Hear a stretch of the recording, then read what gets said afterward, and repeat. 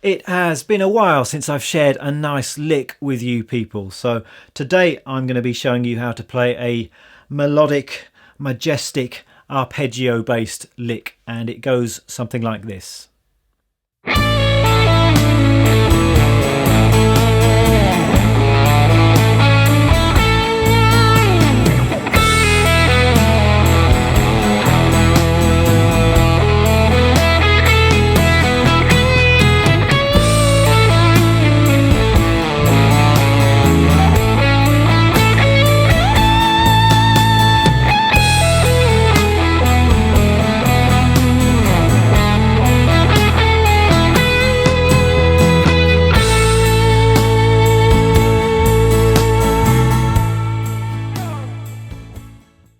There we are. So the idea behind this one is that we're outlining the chords we're playing over using chord tones or arpeggios, and this one I suppose is loosely inspired by David Gilmour. There's a slight Pink Floyd vibe to the backing track here, but it's a very versatile lick that can work in all kinds of situations. Now, if you've seen any of the lessons in this nice lick series before, you know how it works. I'm of course going to be showing you the lick itself, but I also want to talk a little bit about theory and about arpeggios, about chord tone soloing, and that way you're going to understand what's going on behind this lick, and you're actually going to be able to use it and come up with some variations of your own. And I always think that's much better than just memorizing somebody else's lick and just learning by rote a load of fret numbers and finger shapes. So let's take a look at the lick.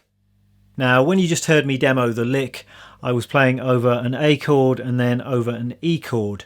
And what you heard me do was describe those chords using chord tones or arpeggios. And it's fairly self-evident that if you're playing over an A chord, the notes that are going to fit that chord the best are going to be the notes that are contained within the chord. So if we're playing over an A chord, that's made up of the three notes A, C sharp and E. And those three notes are the root, third and fifth of an A chord, of an A major chord. So let's start by just mapping out those notes on the fretboard, just showing you some options when it comes to an A major arpeggio. So we've got this root note here at the 5th fret on the low E string. We've got the 3rd C sharp here, and this note here is E, that's the 5th. And we can play those same three notes an octave higher, starting on the D string at the 7th fret. It's exactly the same finger shape. Got A, C sharp, E, root, 3rd, 5th. And we can actually do that an octave higher again, starting on this A note, which is the 10th fret on the B string, and it's exactly the same thing. So we've got those three options to start with.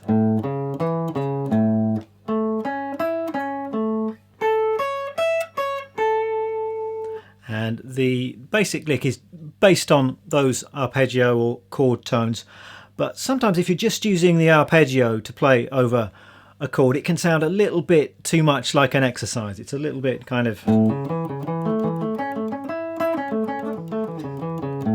not terribly melodic, not terribly interesting. So one further thing that I'm doing with this lick is I'm adding in an extra note, and that note is the 4th. So instead of just having A, C sharp, E, I've got A, C sharp, D and E, and that kind of gives you that sus4 or that sus4 resolving to the major third kind of sound. Just makes it a bit more interesting and a little bit more melodic. So we can add in that note to our basic arpeggio, and we've got this. And then up an octave and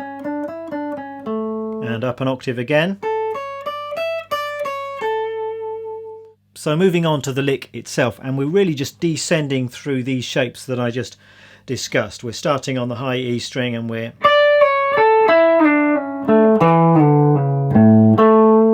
that's the basic lick. So we're actually starting up here on a D note at the 10th fret on the top string, and that's the 4th, and we're then coming down the A arpeggio. You can think, if you like, in terms of this little triad shape. It's an A major triad. It's in the D form. So if you think of a D chord and then move it up to the 9th fret, that gives you the A major chord tones. But we're, as I say, we're starting on the D, so that's the 4th, pulling off to the C sharp, which is the 3rd, then we've got the root, and then we've got the 5th. And then we're really just doing exactly the same thing but an octave lower. So we've got,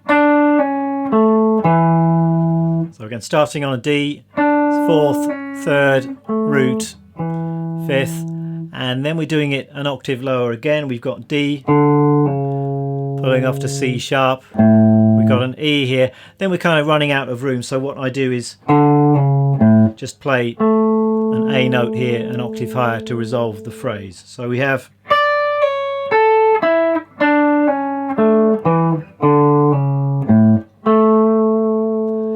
and then what you can do just to make it flow a bit better is to do some left hand stuff, so some slides, some pull-offs, just to help it flow down the fretboard. So I'm starting with a pull-off. Here I'm going to slide and pull off, and again here a slide and a pull-off. So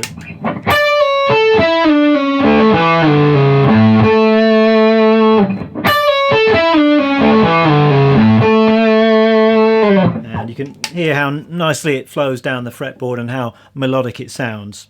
So once you've got the basic lick under your fingers, we've got some more options. You can take that exact same lick and the same shapes and shift that up and down the fretboard to fit other chords, or you can try and find those same notes using some different positions and different arpeggio shapes, and I'm doing both of those things in the little demo at the start of this video. And the first thing I do after playing that opening phrase is I move it lower down the fretboard to fit the sound of an E chord. So the E chord tones are E, G sharp and B, that's the root, the third and the fifth, and I'm starting the lick here. So I'm now thinking an E triad shape like this at the fourth fret, and it's exactly the same lick. We're starting with a pull off from the fourth to the third. It's coming down the fretboard in exactly the same way as before. And the only difference is at the very end of the phrase, where I just adapt it a little bit to make it fit lower down the fretboard. So what happens is this. After I've played this B note, I'm actually jumping to the G sharp at the fourth fret on the low E string and giving that a bit of a semitone bend. So this is the third, and I'm actually bending up to the fourth there. Open low E is the root, and I'm playing an octave of that note at the seventh fret on the A string. So this phrase altogether goes like this.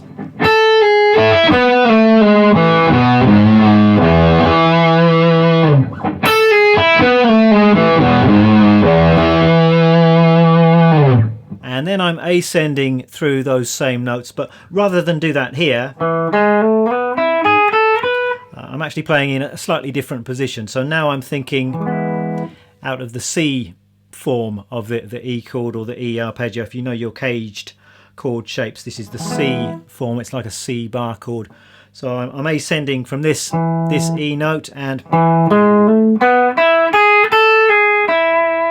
so starting on the root again, it's third to the fourth, fifth, root, and the third to the fourth again on the top string.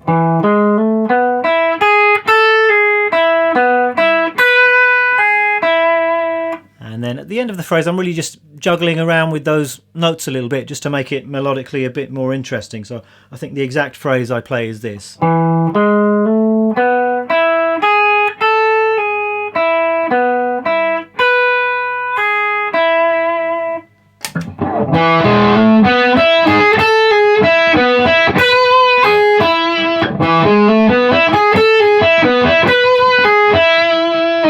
And then we're back to the A chord, and I'm really just repeating the first phrase one more time, maybe with some slight variations. And I think once you get used to this concept, it's actually quite easy just to change the rhythm slightly or to change the order of the notes slightly, and you've got some new licks. So I think the exact phrase that I'm playing here is this. We've got,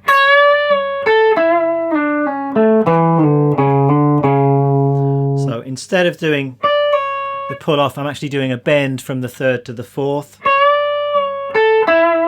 Just pausing slightly on that note there.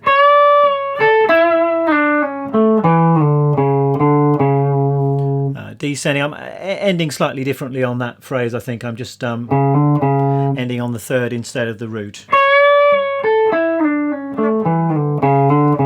And with the distortion on, it's...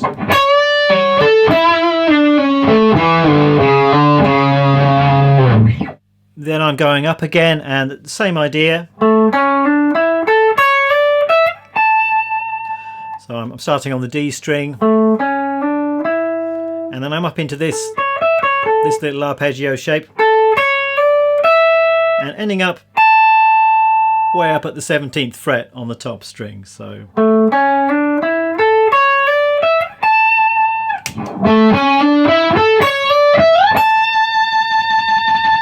now the harmony's changing back to E again, and I'm playing the E lick 12 frets higher than I played it previously. So I'm up here at the 16th and 17th frets. I might just end that slightly differently, but that's the basic gist of it.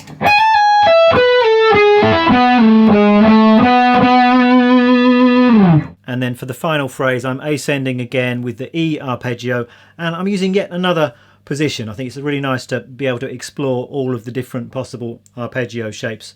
And I'm finishing with a phrase that's based on, I suppose, the E arpeggio in the G form. Again, if you know your caged system chord shapes, that can really help to visualize this stuff. And the lick goes like this.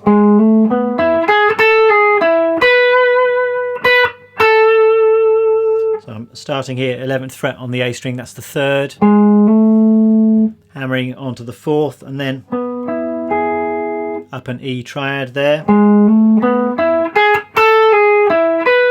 Again, it's the fourth pulling off to the third, onto that B note, and then resolving to the A note just there.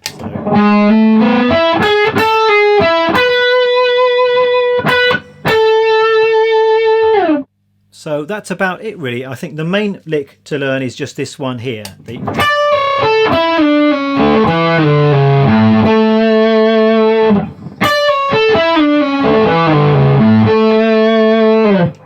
Let me finish by putting all of that together so you can hear the lick and then hear the variations, and I'm going to try and play exactly what I played at the start of this video.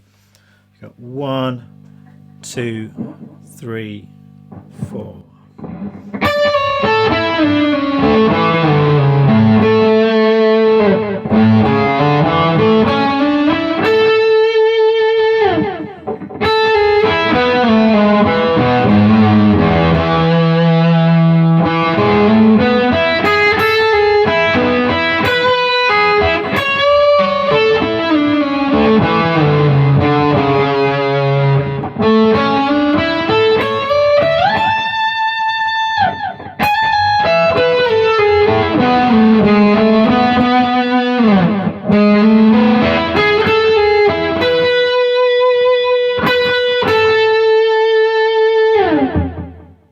For those of you who are interested, let me take you through the gear that I'm using today. Guitar is my Les Paul, and this is a 1959 reissue Les Paul from, I think, about 2012. It's an R9 Les Paul, and it's a beautiful guitar. Look at the flame on that one. And I'm using the bridge pickup, volume and toner on full. I've got Ernie Ball slinkies on here. Amp-wise, I'm playing through my AC30 and using 3 pedals today. I'm going into my fuzz face first of all, and this is one of the Jimi Hendrix series fuzz faces. From there, I've got a little bit of delay coming from the Catlin Bred Belle Epoque Deluxe, and from there I'm going into my J Rocket Archer overdrive pedal. And I'm actually really enjoying having the delay in front of the overdrive at the moment. I'm really liking what that does to the sound, and I've been using that sound on a few of my recent videos. So there we have it. I hope you enjoy learning to play this lick. I have done a transcription of exactly what I played at the start of this video, and you can find that music and tab up on my Patreon page. And if you found I was going a little bit too fast in this video, then you might like to watch it again with the tab in front of you. That can sometimes be helpful. So do check out that if you're interested. Also going to be putting the backing track up there, this kind of Pink Floydish thing, which I've looped several times. So you've got a nice long backing track to play this lick over or to experiment with some variations of your own. Thanks very much for watching, and I hope to see you again next week. Bye.